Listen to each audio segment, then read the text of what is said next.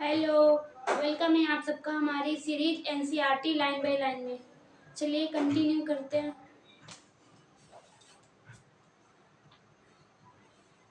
The key feature of metaphase.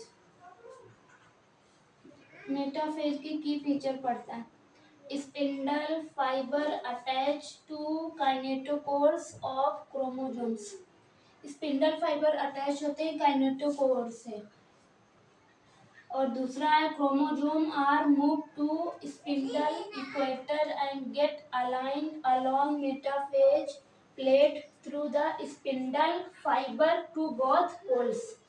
और chromosomes move कर रहे हैं स्पिंडल फाइबर से इक्वेटर पर, इक्वेटर प्लेन में, मेटाफेजिक प्लेट में, दोनों पोल्स पे।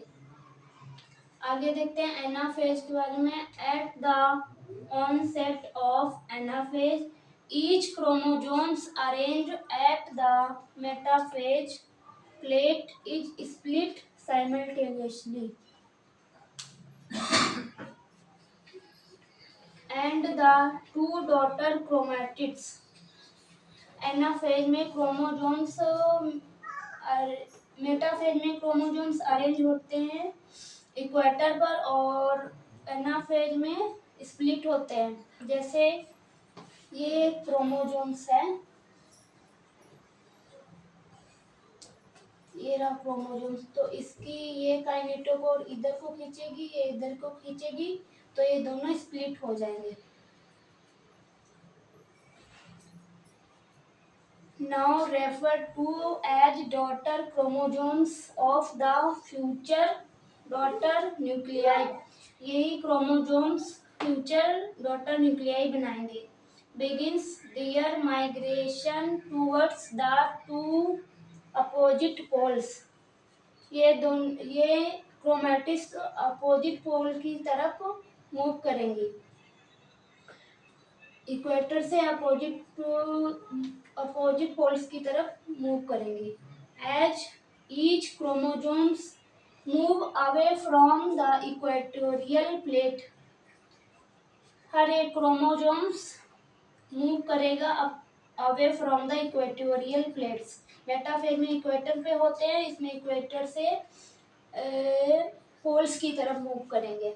The centromere of each chromosome remains direct towards the poles. इनकी सेंट्रोमियर की डायरेक्शन पोल की तरफ होती है। और आगे दिया हुआ है as at the leading edge. Centromere lead करता है with the arms of chromosomes trailing behind. Arms पीछे पीछे आती हैं और सेंट्रोमियर लीड करता है आर्म्स को।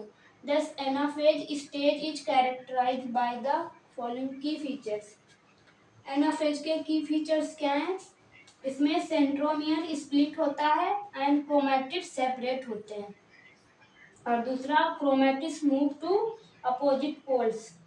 क्रोमैटिड्स मूव करते हैं अपोजिट पोल्स की तरफ। और आगे देखते हैं टीलोफेज के बारे में। At the beginning of the final stage of karyokinesis. ये कैरियोकाइनेसिस की फाइनल स्टेज होती है telophase. That is telophase the chromosomes that move reach their respective poles decondense and lose their individuality।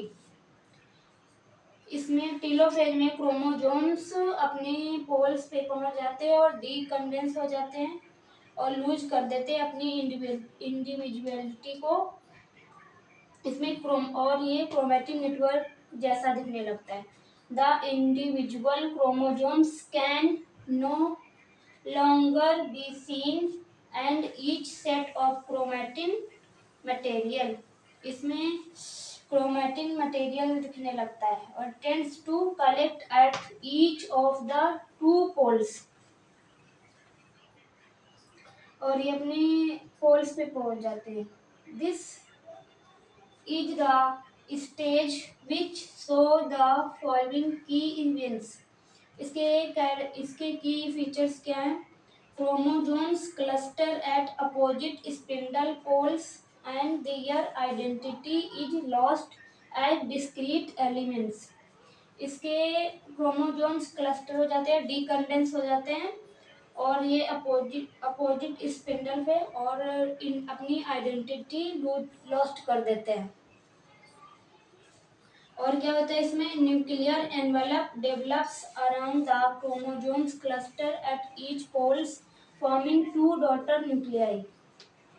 और ये न्यूक्लियर एनवेलप को form करते हैं और क्या क्या रिफॉर्म होता है, nucleolus, Golgi complex and ER reform. मतलब न्यूक्लियर एनवेलप और nucleolus, Golgi complex and ER reform होते हैं और टेलोफेज को रिवर्स ऑफ प्रोफेज कहते हैं।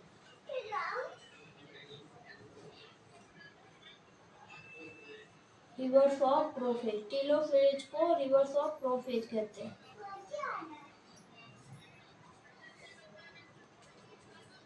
Thank you. आपको सेशन अच्छा लगा तो लाइक करें, कमेंट करें, प्लीज सब्सक्राइब करें।